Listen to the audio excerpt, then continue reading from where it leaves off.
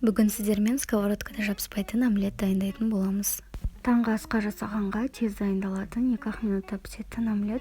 Мұнда аз ингредиенттер кетеді және дәмді болып шығады. Менімен бірге жасап көріңіздер.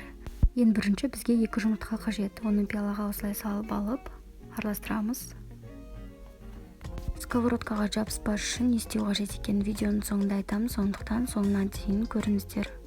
Осылай араластырып тұрған кезінде тұз қоссаңыздар болады, немесе пісу барысында қоссаңыздар да болады. Енді укроп дайындаймыз. Үйде қандай осындай зелень, петрушкалар бар, соны қосып жібереміз. Енді помидорды тураймыз. 2 адамға дайындалғандықтан осылайша тек аз етіп істесеңіздер болады.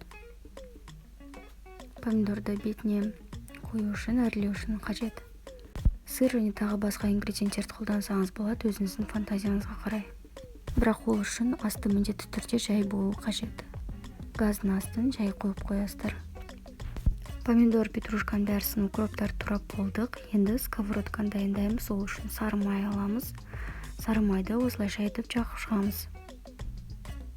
Мен алдында сұйық май қолданатын, ол жабысып және майы көп болып шығатын болды. Сондықтан да осындай сары майды аз қоссаңыздар да жабыспайды. Күшлеп бәр шетіне жағып шығамыз.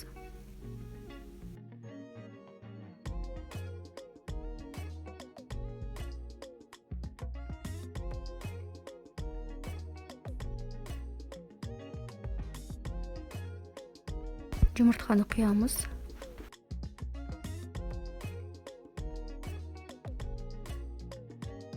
Помидорларды осылай бетіне қойып шығамыз, сосын укроп сеуіп жібереміз.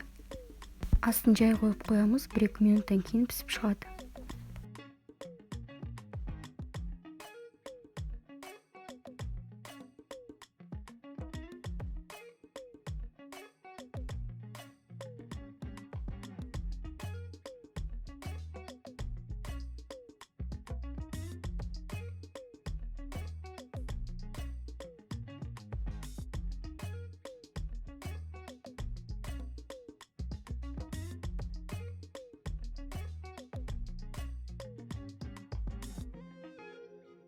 Омлетіміз дайын, асты жабыспаған.